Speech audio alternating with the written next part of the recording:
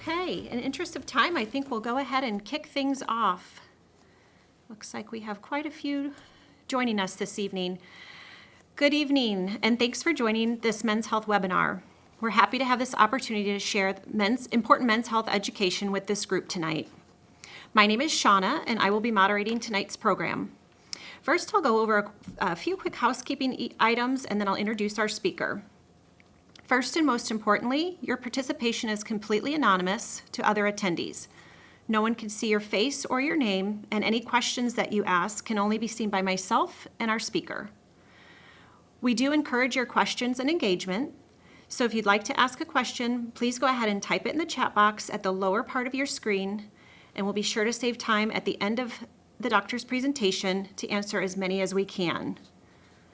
We also have a patient champion joining us this evening who you will get to hear from, his personal experience. So tonight's webinar will be presented by Dr. Goldenberg, a board-certified urologist who specializes in men's health and prosthetic urology. Dr. Goldenberg, thank you for your willingness to be here with us this evening to share this important education with the community. I'll go ahead and turn it over to you to kick things off and get us started. Awesome. Thanks, Shauna. Tim, can I have the slide?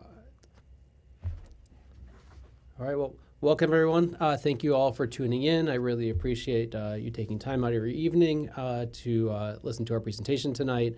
I'm going to be discussing some men's health issues, focusing on erectile dysfunction as well as male stress urinary incontinence tonight.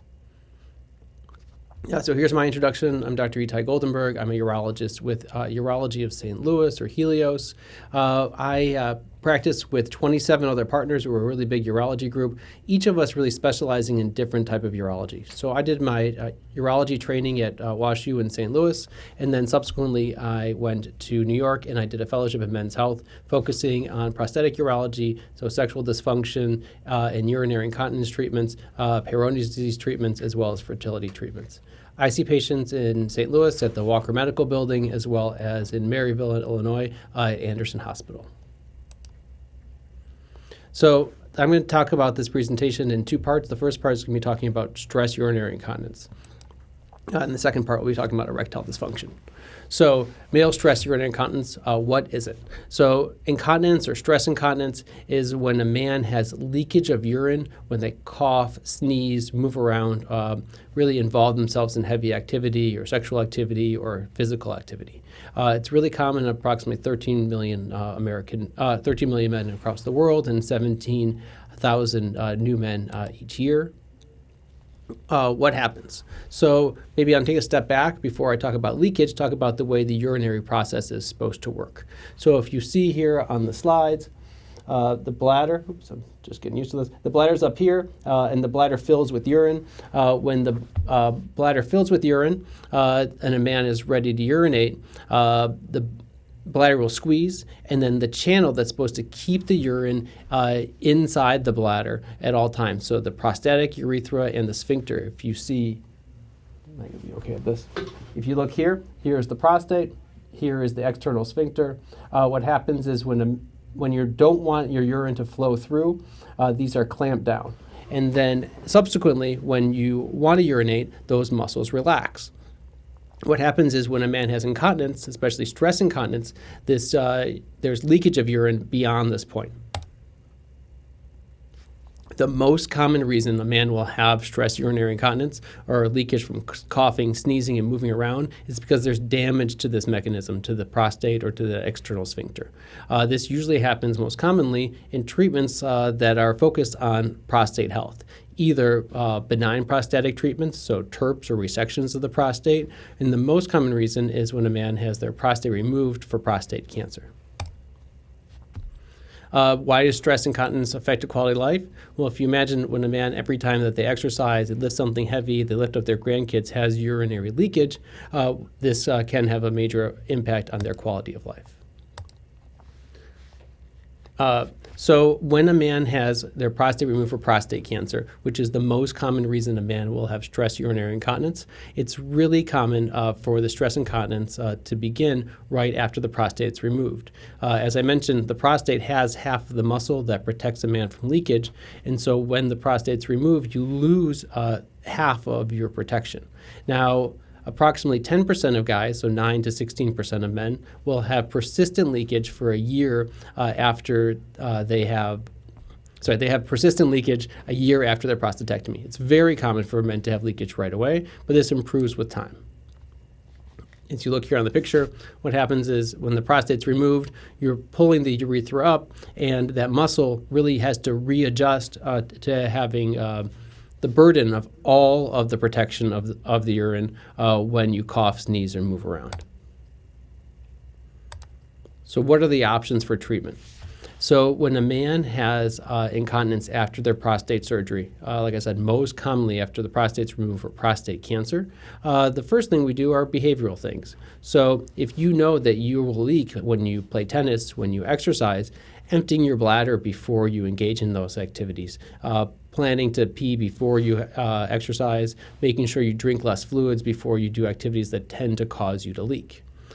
Interventions, pelvic floor physical therapy and Kegel exercises, strengthening the pelvic floor are really helpful in strengthening the muscle that's left over after your prostate has been removed.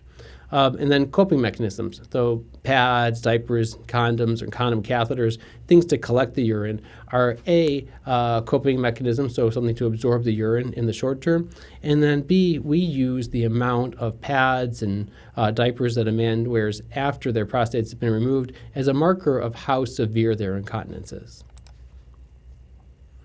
So if you have undergone a surgical intervention that causes you to have stress incontinence, and then it's been a year and you've done the things that we already mentioned, physical therapy, Kegel exercises, trying to change your activities to prevent leakage, and you still have bothersome leakage, there are surgical procedures that we have available to help give a permanent solution to that leakage. The two surgeries I'm going to talk about today are advanced male slings and artificial urinary sphincters. So the advanced male sling is what I'll talk about first. This is a treatment really designed for men with mild to moderate stress incontinence. So if you think about it, you have the muscle that's left behind, and if this muscle is doing an okay job and just needs a boost, that's when a sling is a really good option. The way the sling works, it's a piece of mesh that goes under the urethra. It then lifts the urethra and puts it in a better position, probably the position it was supposed to be in, that protects from leakage from before the prostatectomy. And then when you cough, sneeze, move, the urethra and then the muscle that's helping keep you dry is in a better position to allowing the urine not to leak through. Approximately 90% of patients that have a sling placed would recommend it to a friend and are happy they had it done. The other option is an AMS 800 artificial urinary sphincter. This is designed really for men with severe incontinence, men that have had their prostate removed and had radiation therapy and then have anatomical changes, or men that have had a sling and are in that percentage of men that aren't getting the benefit they need from the sling and need a more intensive solution. The way this artificial urinary sphincter works, it's a cuff that goes around the urethra. It surrounds the entire urethra, and then it's controlled by a pump that sits in the scrotum. Once it's activated, you squeeze the pump that's in the scrotum. It opens up a channel for the urine to go through and lets you urinate. So as I showed before, this is the pump that's here in the scrotum. Here is the cuff that goes around the urethra, and then inside the abdomen is this pressure regulating balloon pushing a kind of continuous pressure on the urethra so the valve shows closed, so that when you sneeze, lift something heavy, you have a closed mechanism here, and then when you turn on the device, it opens up the channel and then the urine can go through. All right, I'm going to play this animation here.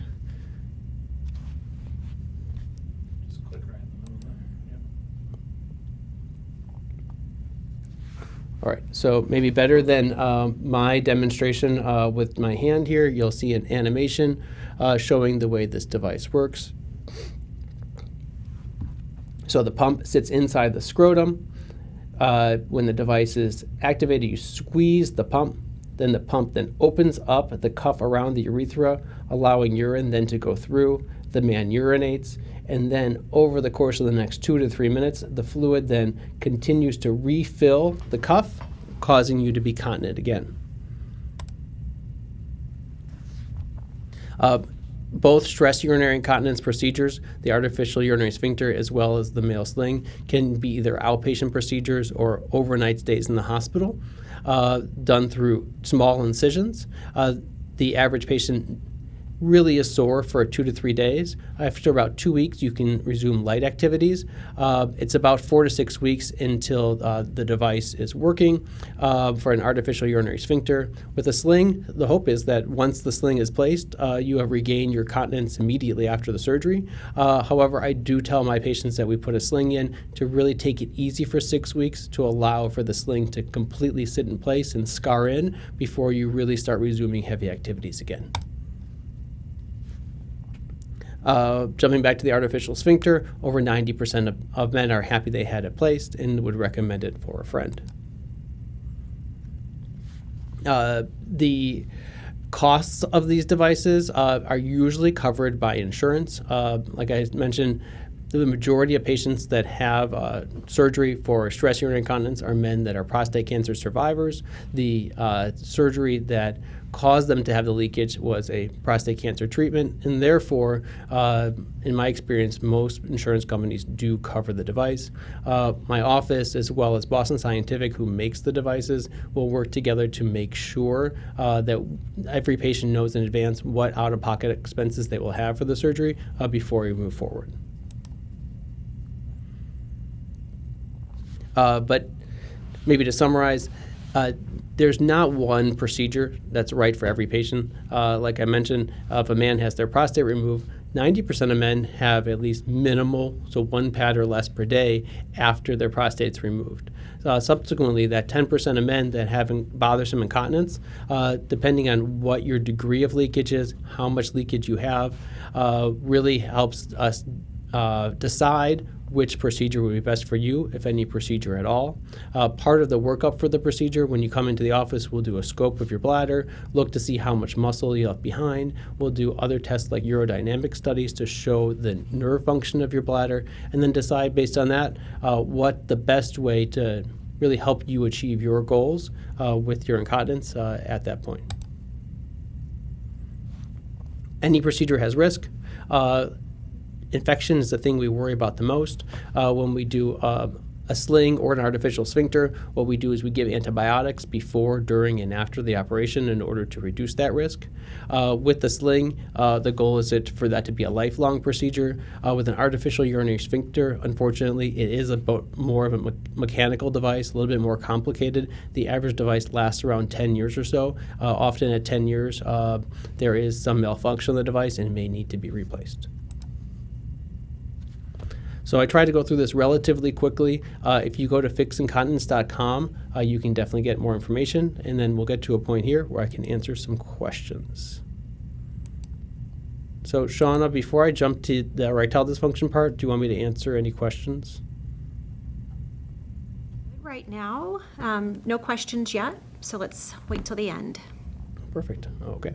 I was using that as an excuse to get a drink of water. All right, so if there's no questions, I will move ahead here to talk about erectile dysfunction. So erectile dysfunction, or ED, is very common. Approximately 1 in 5 men over age 20 and approximately half of men over age 40 have some degree of erectile dysfunction.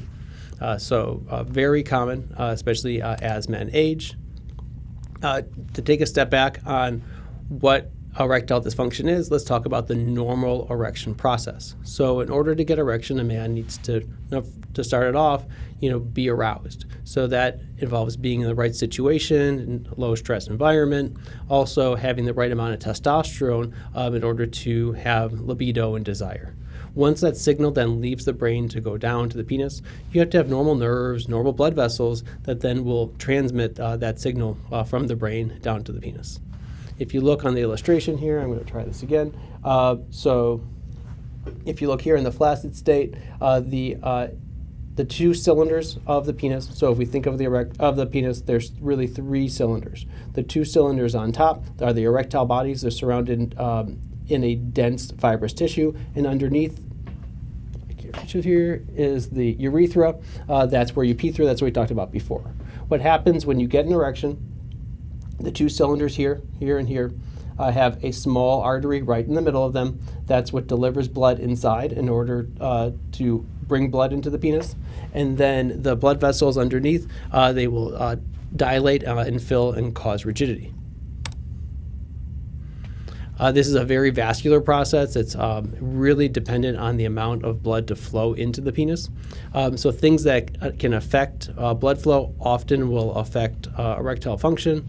This includes aging, smoking, other things like diabetes, high blood pressure, high cholesterol. Being depressed or being overweight are also major factors in having erectile dysfunction. So when a man has ED, it's really common for them also to develop anxiety, depression, stress, and a decreased quality of life. And then often, as I mentioned at the beginning, if you're stressed about your sexual function, it makes it even harder the next time in order to engage in sexual activity. So I'm going to talk for a minute here about the different most common causes that we see of erectile dysfunction. So I'll start with diabetes. Diabetes is very common in the United States, and then we found that in men with diabetes, approximately half of them have symptoms of erectile dysfunction. And unfortunately, in men who have diabetes and erectile dysfunction, they become less responsive, so they will take pills, which are the most commonly prescribed medication for erectile dysfunction are pills like Viagra and Cialis, and they don't work as well in men with diabetes. Oftentimes also men will come in with erectile dysfunction as their first complaint, and I will diagnose them with diabetes. The reason that erectile dysfunction is so common in men with diabetes is because the diabetes affects two things. One, it affects the nerve endings that go to the penis, and two, it affects the blood vessels. So any man that has neuropathy, so tingling or lack of sensation in their fingers and their toes because of their diabetes, often will have erectile dysfunction because of the nerve injury, but on top of that, the diabetes will often affect the blood vessels as well. Keeping good control of your blood sugars, maintaining all kind of the parameters, taking good care and listening to what your endocrinologist advises about maintaining your blood sugars and diabetes control are probably the best ways to prevent the long-term effect of erectile dysfunction due to your diabetes. So heart disease is the next thing I want to talk about here for a minute. So often men with heart disease will also have erectile dysfunction and vice versa. Men with erectile dysfunction will often have heart disease. If you think about that, the blood vessel that we see here is this penile artery. It's about 1 to 2 millimeters in size. Any man that has had a heart attack has had occlusion or blockage of this artery, this coronary artery, or anyone that's had a stroke has had occlusion or blockage here in this artery, which is the internal carotid artery. So I tell men that if you have a history of a stent, you have a history of a heart attack, almost for sure you have occlusion of the penile artery. On the flip side, if you have erectile dysfunction due to poor blood flow, it's really a concern, and you should make sure you're checked out by your primary care doctor or your cardiologist because you are at increased risk for having heart disease. Exercise, losing weight, not smoking, really reducing stress are all things that are healthy for your heart. Keeping your heart healthy will help reduce the risk of side effects of erectile dysfunction due to heart disease. So low testosterone, as I mentioned at the beginning, in order to have desire for sexual activity, to have a libido or a sex drive, it's really important to have testosterone, which is the hormone produced by the testicles to help a man get energy, desire, like a sexual appetite. As men age, their testosterone does drop. Often also in risk factors that can cause you to have erectile dysfunction for other reasons can also cause you to have low testosterone. Age, being overweight, having diabetes, having sleep apnea, having HIV or AIDS. These are all things that can cause low testosterone. So how we diagnose low testosterone, it starts when a man presents with either erectile dysfunction or decreased sex drive, but also lots of other things. They may feel tired or lethargic or run down, say that it's harder for them to lose weight, it's harder for them to build muscle mass. So if we see someone that comes in with erectile dysfunction or some of those other complaints, we'll check their blood test. We do a blood test to check for low testosterone on 2 occasions. The American Urology Association has chosen 300 nanograms per deciliter as being the cutoff for low testosterone. So if you have a testosterone that's low on 2 occasions and some of those symptoms we already discussed, you are a candidate for testosterone replacement therapy. Those include either injections into the muscle or into the skin, patches, or some newer therapies with pills to raise your testosterone. And then prostate cancer. So as we talked about before, when you have prostate cancer, the prostate itself is removed. So getting used to this here. So the prostate sits here, and that's the prostate with the cancer. When the prostate's removed, you see here, this is where we talked about the urinary leakage before without having this muscle in here. This gap is then closed, and then everything is sewn back together over here. The nerves that go down to the penis to allow for an erection run right on top of the prostate, and we are moved to allow for the prostate to be removed. This is called a nerve-sparing prostatectomy because those nerves are not removed; they are just moved to the side, almost like curtains. Now, despite having a nerve-sparing prostatectomy, there is still a very high risk of having erectile dysfunction after your prostate is taken out. Approximately half of men who have had their prostate removed in a nerve-sparing way still develop erectile dysfunction, even more than a year after the surgery. And we don't consider it severe ED unless it's more than 1 year since their prostate has been removed.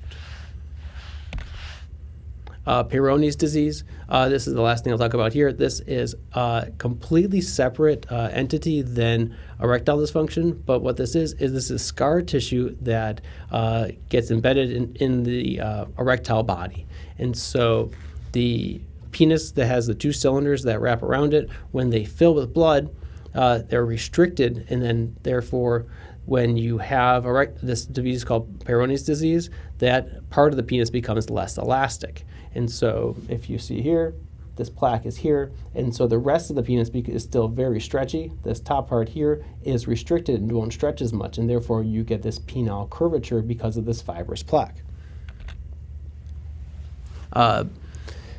Lots of people do confuse Peyronie's disease and erectile dysfunction, and it's really because a lot of men will have both of these disease processes. Treatments for Peyronie's disease, if you had normal erectile function and just a penile plaque that caused curvature, is there's minimal improvement with oral medication. The most common procedure we'll do is injections into the plaque itself to break it down. Additionally, surgery to either cut out the plaque or to straighten the penis is often performed. Or finally, we can do a penile implant. This is best for men with erectile dysfunction and Peyronie's disease, so this penile curvature and difficulty obtaining an erection that can be fixed with a penile implant. So that's kind of the stage. Those are the kind of the most common reasons why men will have erectile dysfunction. Like I mentioned, about half of men over 40 will have ED, erectile dysfunction, the difficulty getting or maintaining an erection. It's not one size fits all. Some people have lots of those problems we discussed. Some people have none of them, and we're not sure why they have ED. But it really is best to kind of know that if you have those risk factors, to be on the lookout for potential erectile dysfunction. So if you develop erectile dysfunction, where can you start to get treatment? So in the last 40 years or so since the advent of Viagra, I think general practitioners have become much more comfortable to give treatments. And so I think it makes sense to start with your primary care. Get screened for those common things like heart disease and diabetes, and to make sure that you don't have some of these reversible risk factors. But if you've been seen by your primary care doctor and they don't have a diagnosis for you as something that can be treated to help with your erectile dysfunction, a lot of times then the next step is to see a urologist to focus on the ED. A general urologist can definitely give pills, can talk about some of the other options, or a prosthetic urologist like me or some of the other people that specialize in these men's health issues are the best ones to really give you exposure to all the possible options for treatment. These include either pills, vacuum erection devices, injections, or penile implant surgery. So to start off, and I think I've already mentioned this before, exercise, having a healthy lifestyle, losing weight are all ways to start in order to improve your lifestyle, to reverse some of the damaging effects of the underlying disease process to help improve your erectile function. Pills are really the first thing that we give most men who have ED. Pills like Viagra and Cialis are the most common, but there are other ones on the market as well. The way these work, either they can be taken at a low dose every day to allow for some spontaneity, or most commonly they're taken about before sexual activity, usually 1 to 2 hours before planned sexual activity. You take a pill and it allows the blood vessels in the penis to be more responsive to stimulation. So when you take this medicine, the amount of blood that flows and stays in the penis would be more than if you hadn't taken a Viagra or a Cialis pill. Side effects, so stuffy nose, headaches, and upset stomach are really common. And additionally, there's some medications that you can't take in conjunction with these. Most commonly are nitroglycerin medications. And so you need to talk to your primary care doctor or your prescribing doctor to make sure it's safe for you to take these ED medicines. A vacuum erection device. So this is a cylinder, a tube that goes over the penis. Once that cylinder is placed over the penis, you either squeeze the apparatus or press a button for a battery-powered mechanism to take the air out of the tube. Once the air is out of the tube, it develops a vacuum. So the vacuum then pushes the blood vessels in the penis to expand, and then you take this ring that's here on the base of the penis in order to maintain the erection. The upside of this, it's a one-time purchase. You buy it and then you have it forever. It can be used as much as you want. But the downside, that ring, in order to maintain the erection, is very tight. It can be uncomfortable and cause discomfort in the penis. We also recommend that you only leave the ring in place for approximately 20 minutes or so. Intracavernosal injections. These are injections into the penis. If you see here, as we talked about, the penis is really these three tubes, these two erectile bodies here on top and the urethra on the bottom. What you do is you inject medicine directly into one side. Those two tubes do communicate, so you only have to give your injection on one side. The injection goes directly into the erectile body and directly stimulates the blood vessels in the penis. Similar to the way that Viagra and Cialis will stimulate those blood vessels to engorge more. When you do this injection, it stimulates it directly, therefore you don't have side effects throughout the whole body like stuffy nose and headaches. The injection is usually given about 10 minutes before planned sexual activity and allow those blood vessels to dilate and give an erection. What are the downsides? It's giving yourself an injection, so that can be a problem for some guys because of discomfort or potential small amount of bleeding from that area. Also, they're really potent. So given these injections, you need to make sure that you have the appropriate dosage. So when my patients are learning how to do these injections, we will do a test injection for them in the office in order to make sure that they have the right dose, that they get enough of an erection, but also not too much of an erection. And the final thing to discuss is a penile implant. So a penile implant is a permanent change to your body. We replace those cylinders that are in the penis. Those two cavernosal bodies are exchanged and filled with these cylinders. The cylinders go inside the corporal bodies, 1 and 2 here. They're controlled by a pump that sits in the scrotum. And then above in the lower abdomen is a sac filled with saline or salt water. And then when you squeeze the pump, it shifts the fluid from the reservoir into the cylinders to allow for an erection. Boston Scientific makes multiple models of these devices, including the LGX, CX devices with 2 different types of pump, as well as the malleable or bendable devices. If you see the yellow on the most common device that we use, this AMS 700, this is a layer of antibiotic coating that reduces the risk of infection on those devices. Penile implant is highly satisfactory. Over 95% of patients and 95% of their sexual partners are satisfied with the penile implant device. It's designed to allow for spontaneity, for the device to be concealed inside the body. When it is completely deflated, you'll see that it looks very flaccid. So I'm going to show a video here.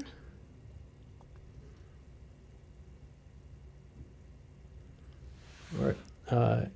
As we load this up, like I mentioned, the device is filled with saline or salt water. The two cylinders go in and replace the erectile bodies, and the pump sits inside the scrotum. When you squeeze the pump, you're shifting the fluid from the reservoir into the cylinders, allowing for a rigid erection. You can then leave the device inflated.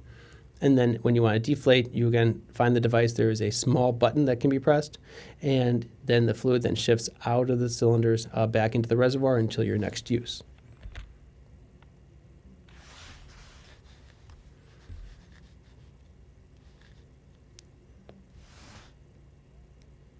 All right, so,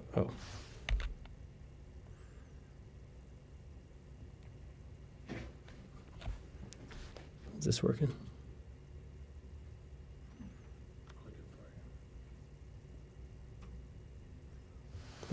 Okay, so sorry for that. This is going to be a model of a real actual patient that has a device in place, and you'll see the device is concealed. It's hidden in the body. It's really not noticeable until you can see the way that they are pumping the device and pulling it up into the surface in order to identify it.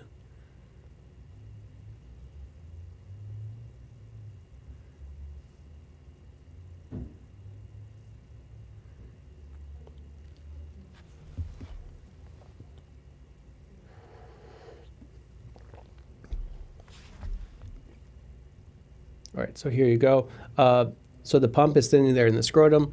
You'll see you can't visualize the pump, but when you pulls it up to the skin, the man is using his left hand in order to kind of hold the pump into place, and the right hand is used to squeeze the pump.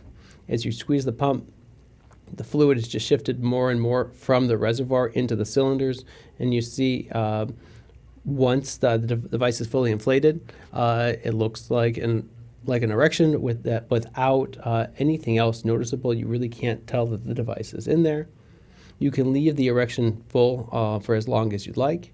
And then in order to deflate it, you can see the man's bringing the pump to the surface. There's a small button there. You press the release button. It opens the valve up, allowing the fluid to exit from the cylinders. And then once it is emptied, you'll see in a moment what he's going to do is squeeze the penis, and then you can shift all the fluid to allow for a completely flaccid state once the fluid is then shifted out of the penis and back into the reservoir until the next time you want to use it. Penile implant surgery is an outpatient surgery in lots of guys. Some guys will stay in the hospital overnight. It's under general anesthesia. We will usually then have two small incisions, one in the scrotum, one in the lower abdomen, that are dissolvable sutures. You go home, like I said, either the same day or the next day. Most of my patients have a catheter in their bladder overnight that's removed the next day.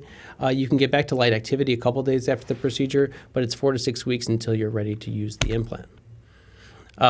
Insurance oftentimes will cover a penile implant. Medicare has really good coverage for the penile implant, but before we do any surgery, we will verify together with Boston Scientific, the maker of the device, to make sure that you have coverage, or if you don't have complete coverage, you know what your out-of-pocket cost would be. Like I mentioned before, it has a very high satisfaction rate for the patient as well as their sexual partner. There are risks to any surgery. Anytime you put a device inside the body, there is a risk that it malfunctions or doesn't work well. The average device does last around 10 to 15 years or so. When the device stops working, it can be removed and a new device placed. There is a small risk of infection with the inhibizone, the antibiotic coating on the device. That risk of infection is about 1%. And there's risk that you have the device placed and you don't like it, or it has problems for you, or that it needs to be revised or changed. That is rare, but can happen. So it's really common to have ED. There are lots of men that have erectile dysfunction. Like I mentioned, it's over half of men over the age of 40. There's different degrees of erectile dysfunction. There's different treatments that are right for you and for your partner. It's really not one size fits all, and I think it's important to talk to your doctor about your overall health, to talk to your primary care doctor about what anything you can do to, reduce the risk of getting erectile dysfunction or treating what you have. But if you have bothersome erectile dysfunction and you've really exhausted those things, talking to your urologist and considering some of these alternate options are a really good way to start. So I'm really lucky to have Cliff here with me. He's going to tune in and talk to you about his journey and kind of what he did in order to address his erectile dysfunction, and then we'll go from there. Thanks, Dr. Goldenberg. Can you hear me? Make sure it's going through. Okay. Thank you. What you're going to hear is the journey that I took with my wife from the time I had diagnosed with prostate cancer through the ED process to finally become, get erections again and be able to actually get my manhood back. As you know, most guys don't talk to other guys about things like this. It's something that we need to discuss with other guys and with your doctors. But basically, when I was 58, I went and had a prostate cancer screening. One little spot was positive for cancer, and decided it was the best thing to do was to just remove the prostate. After I moved the prostate, I did have a little leakage. It didn't last very long. And after about 3 months, I tried having erections, and there was no go for the erections. I went back to my doctor, and he basically gave me Viagra and said, we'll try this first. We tried it. Unfortunately, I had a very bad reaction to the Viagra and to the Cialis. I would get terrible, terrible headaches, and I just could not pick my head up off the pillow. So went back to the doctor again, and he suggested the external vacuum pump. And I will say it does work. My only suggestion to everybody is when you get that pump, ask your physician or your urologist to write you a prescription for it and get it at a medical supply store. Do not buy it online at Adam and Eve or any of these sex shops, because those are garbage units. They run $39. Good ones run anywhere from $250 on up, and they do work well. I used the vacuum device for about, I would say, 6 months. And the reality of it is it finally becomes too much. It's not instantaneous. You lose a little of your sensitivity. The penis becomes cold. It's a little blue. It's not very inviting. And like the doctor said, that ring is very tight, and taking it off the penis does help, but it hurts. So I gave it up. So after a year, Ben, basically I went into a major depression because I had no idea what was left to do.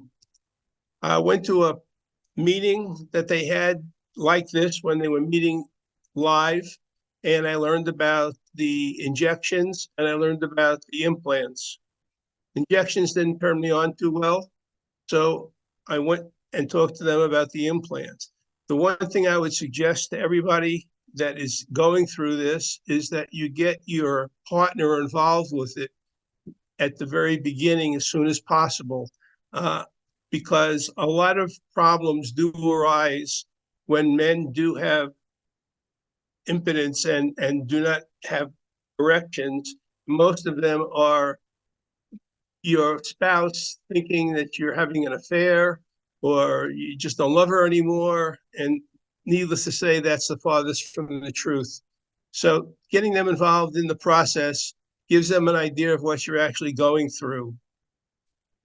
So I decided with my wife at age 60, which was 2 years after the prostatectomy, that on my 60th birthday, I got the implant done. The implant was done. I stayed in overnight. Came home, did not have a lot of pain. They did send you home with barbiturates and all kinds of medications. I found that plain old Advils worked fine and took the edge off everything. I was home for 2 weeks, went back to work after 2 weeks. After the third week, I went back to the doctor. He showed me how to use it, and I would pump it up and release it and get used to it. And then at the 6th week, started having relations again and found out that, you can have relations without having intercourse, but there's a loss of intimacy, and that intimacy comes back once you can once again feel like a full man and know that you're working correctly. My implant lasted 14 years. So at age 74, we decided it didn't work anymore, and I went back in and had a second implant done. That's now 5 years old. I'm 79. It has always worked. It has never failed. My wife has always said if she had not known me prior to the implant, she truthfully wouldn't know that there was anything foreign inside me that was causing the erection. As far as your own feelings, the perception of if you don't have your prostate, of course, you have a dry orgasm, but that orgasm feels exactly like the same as if you had ejaculation. There's a pumping sensation. It feels exactly the same. Thing that's kind of nice about it is the fact that most of the time, guys will usually end up reaching climax first and going soft and kind of leave your partner in the middle somewhere. And with the implant, truthfully, you become the Energizer Bunny. You can stay as erect as long as you want. You don't have this 4-hour issue where you have to run to the hospital to get it fixed.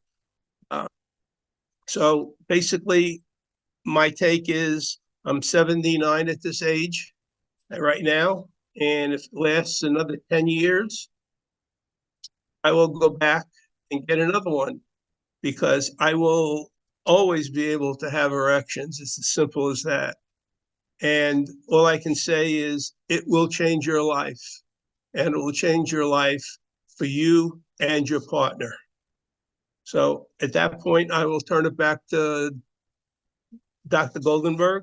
And if anybody has any questions, that's fine. Okay. Thank you, Cliff, and thank you, Dr. Goldenberg. I think we can open it up to questions. We have quite a few that came through the chat. And also, if you have questions for Cliff, go ahead and put those in the chat box as well, and we'll get those addressed to him. Okay, so Dr. Goldenberg, first question. This patient developed incontinence after prostatectomy, 82 years old though, and in good physical condition. But with the incontinence, 1 to 2 pads daily, urethra bulking has made it worse. Sling surgery helped, reduced incontinence slightly. Cancer returned and radiation treatment made it worse. So now 3 pads daily. What are my options to eliminate or severely reduce my incontinence? Yeah, okay, I can answer that. Well, first, Cliff, thank you so much for coming in, and I always appreciate you taking time out to discuss your situation. And then to address this patient, unfortunately, this is a complicated patient that's already had a few things happen. But after a prostatectomy, it's really common to have incontinence and the stress incontinence. The bulking agent is something that was previously done that we've really kind of moved away from because we found that bulking agents really don't give a long-term response, and it's something that needs to be redone and re-injected on a 6-month basis. And so, as we talked about before, I didn't even mention bulking agents, but something that was done previously. Unfortunately, when you have your prostate out and have radiation therapy, the tissue that gets radiated after the prostate's out really is the urethra itself and part of the bladder. And so because this patient has not only had their prostatectomy and radiation and bulking and sounds like already had a sling, I think they just need a really full workup, including a scope of the bladder, urodynamic testing, really to see if there's any medication that we can give to treat an overactive bladder. And finally, if all things have failed, a redo sling could be done if it's pure stress incontinence, or this would be a patient that probably would benefit from an artificial urinary sphincter. Okay, thank you. Next question. 81 years old, completed prostate radiation February of this year, troubled with frequent urination, particularly during daylight hours. Anything I can do or take to get this issue under control? Yeah, so it sounds like this patient doesn't probably have stress incontinence, has something called urge incontinence. Urge incontinence is an overactive or unstable bladder. So again, we'll probably a little bit of workup would be necessary to make sure there's not an infection or there's anything else going on. But oftentimes when men develop this overactive or urge incontinence, there are medications available that may help relax the bladder. Things like oxybutynin or Myrbetriq or Gemtesa, different medications that are FDA approved to relax the bladder, have the bladder hold more. In addition, staying away from foods and drinks that can affect your bladder. So carbonated beverages, spicy foods, alcohol can all cause a man to have just increased overactivity and therefore some of the leakage. Thank you. Okay. Patient is 6 months post-surgery on 5 milligrams of Cialis a day. What causes urinary leakage post-prostatectomy as sexual thoughts occur in an effort to achieve erection? So this is a man who had their prostate removed. They have erectile dysfunction being treated to some degree with Cialis daily and are concerned that they have urinary incontinence. It says, urinary leakage. Urinary leakage. Yeah, so what happens is that muscle that's left behind after the prostate's removed is working overdrive, especially if you're only 6 months after surgery. So this is a patient that I think if you're still in the first year of surgery, hopefully will continue to get benefit and better control of their urinary function with regular activities, and especially with sexual activity, with physical therapy, Kegel exercises, and just some more time to let your body adjust and heal. If you continue to have urinary leakage with sexual activity, sexual activity like any other physical activity, if it increases your abdominal pressure, can push the urine out. This would be someone that if they continue to have leakage after those other options, probably would be a good candidate for a sling. Okay, thank you. All right, this patient had prostate removed 7 years ago. Cancer came back about 3 years ago, went through radiation. Is it possible for me to ever get an erection again? I've tried Viagra and Cialis, neither of which helped. At this point, very frustrated. So I think that unfortunately, if the compound effect of the surgery and then the radiation therapy can cause lots of damage to the nerves and to the blood vessels in the penis. It's not uncommon in that situation for this man to have a challenge with erectile function and really not to get the benefit that they need from pills. I think this is a patient that really could try the vacuum erection device. My expectation is that they would get an erection. The concern would be, is it something that's enjoyable that they like? Like Cliff talked about, some men will use a vacuum erection device and gives them an erection, but it's uncomfortable and hard to use. This would be a patient that I think would be very reasonable to try injection therapy. If you're willing to give yourself an injection to induce an erection, my expectation is that it should work for you and the same as anyone else, probably about 75% chance that you get a good erection with the injections. Or finally, this would be a patient who is what you said, 7 years after prostatectomy and 3 years after radiation therapy, as long as they don't have any other medical conditions that preclude it, it would be a good candidate for a penile implant. Okay, thank you.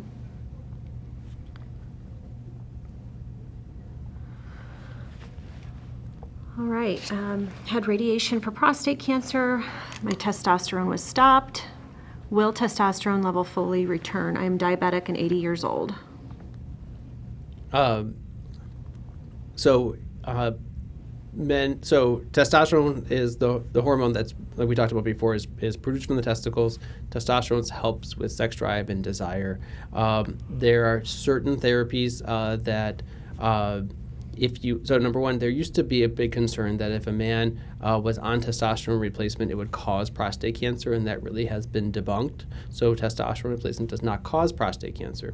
Now, that said, there are certain prostate cancers treatments that are dependent on having a low testosterone. Most importantly, some androgen deprivation therapy, which is when you take away the testosterone to allow for radiation therapy.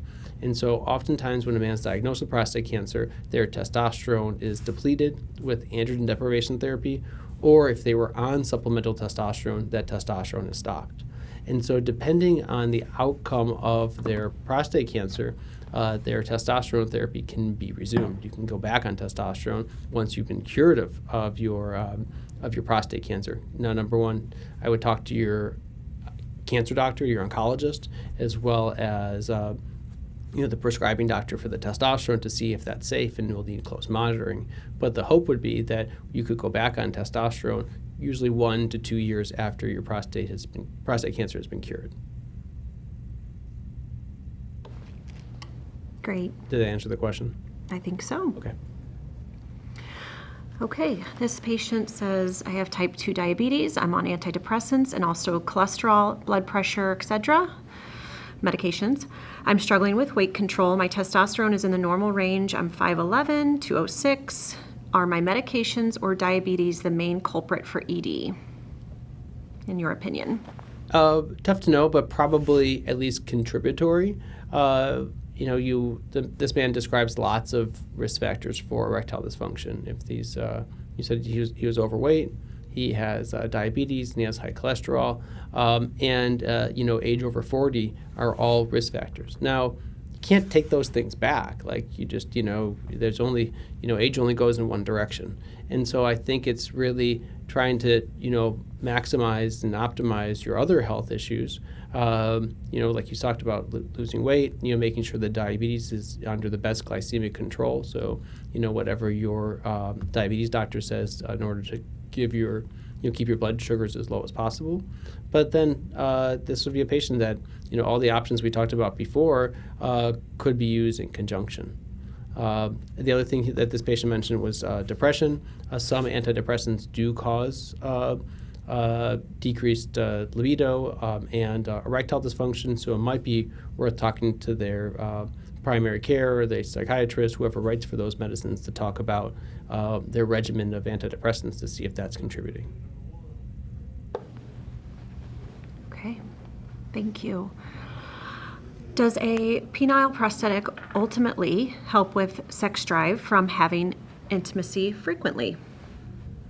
So a penile implant does not help with sex drive, but I do think there is some degree of a vicious cycle that, if you have, impotence, if you're, been frustrated with the ability to get an erection and then you get a penile implant, I think that you feel more empowered and more able to do what you want to do, and that should increase your sex drive. I might bump this one to Cliff. What do you think? I agree with you. Absolutely. Yeah, getting the implant will definitely heighten your sex drive.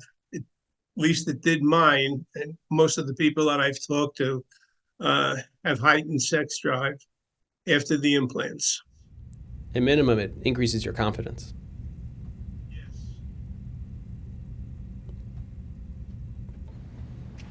Thank you both. Okay, 73 years old, 2 years after prostate radiation, not able to get a full erection, good health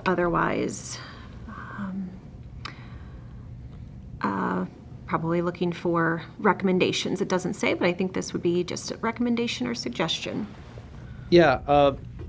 So radiation therapy works a little different than the prostatectomy. So if you have your prostate removed, probably your best chance of getting an erection is your lowest chance of getting erection is the day after the surgery. And as time goes on, some men will recover, especially if they have a nerve-sparing prostatectomy, because the nerves are peeled away, but they're not injured. And so the hope would be that, in that first year or two after your prostatectomy, your erectile function will improve. Now, obviously, wasn't Cliff's story, but there are, half of men that we're kind of talking to in this scenario, in these talks, that don't regain their function, but there's the other half of men that do regain their sexual function. Unfortunately, radiation therapy is the opposite. When you get radiated, the damage to the prostate, and treating the prostate cancer takes time, as well as the damage to the nerves and to the blood vessels. So the thought would be that if you have damage from radiation therapy, as time goes on from that radiation therapy, actually the odds of regaining the erections, if it is because of radiation, go down. So this is someone that if they're 2 years after their radiation therapy and they're having ED, it's definitely reasonable to start talking to their physicians about what else is available, and maybe calling our office and talking about are you a candidate, or would you be interested in some of the other therapies like vacuum devices, injections, or an implant. Great, thank you. Okay, this is the last question that I see. If anybody has a question they'd like to ask either Dr. Goldenberg or Cliff, go ahead and submit that, but this may be our last question of the evening.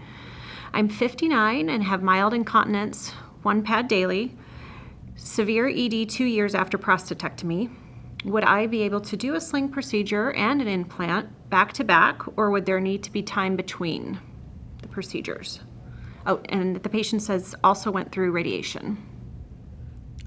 Yeah, I think that, so I will admit, I have many patients that I have done sling procedures together at the same time as their implant surgery, or artificial urinary sphincter procedures at the time of their penile implant. Some patients choose to address one, recover from one, and then do the other surgery. But there's lots of guys that say, I only have so much time off work, I'd like to get everything taken care of at once. And as long as they've kind of gone through the workup and we feel that they're an appropriate patient for both procedures, I really have no problem doing both procedures at the same time, and those patients tend to be very happy. Obviously, the risks of the procedure is a little bit higher, a little bit longer of an anesthetic, a little higher risk of having a problem with one of the two devices, but I have lots of guys that have done either a sling and an implant, or an artificial sphincter and an implant at the same time, and done very well with it. In this patient that leaks 1 pad a day, the question would be, will they get a lot of benefit from a sling? I hope they would. There are a small subset of guys that do improve their incontinence with just a penile implant. So I think this patient has pretty mild incontinence, and if they've had their prostatectomy and radiation, the question will be, is their incontinence bad enough to warrant a sling? I think that's kind of a case-by-case basis. Okay, thank you. 2 more just came in. There you go. This patient says, if my testosterone is around 275, is this considered low? If I remember correctly, it was just under 300. Am I a candidate for testosterone therapy? Yeah, so a patient,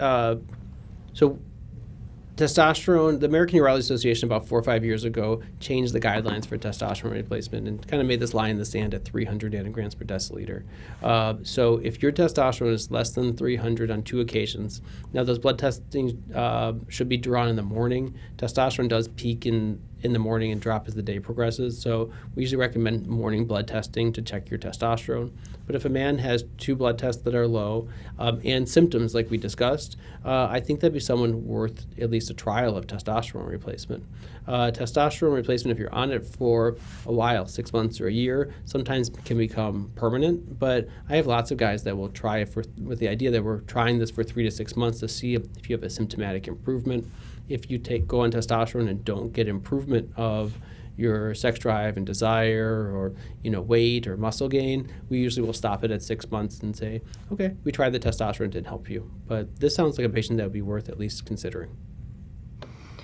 He did add also that he has ED as well. Yeah, so definitely, I think this is someone that be worth trying, and it depends on, how bad the ED is and where they are on the treatment pathway.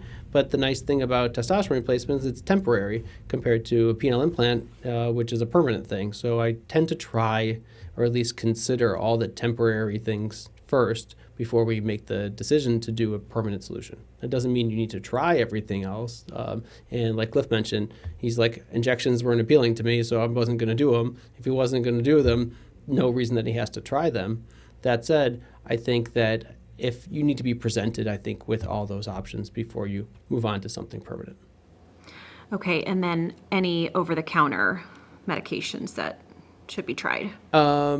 So number one, over the counter, I think anyone should that's worried about their health should take a multivitamin every day and exercise. There is an over-the-counter medicine called Axiron. That's a gel that goes on the penis that allows for improves with erection. It's definitely less potent than the stuff we talked about, but it is worth trying. Okay, thank you. Last question we have. If doing injections and still not getting a strong enough erection to penetrate, what would be the next step? So if the injections aren't strong enough to penetrate, one, you can titrate either the dosage of the injection, so how much medicine is injected.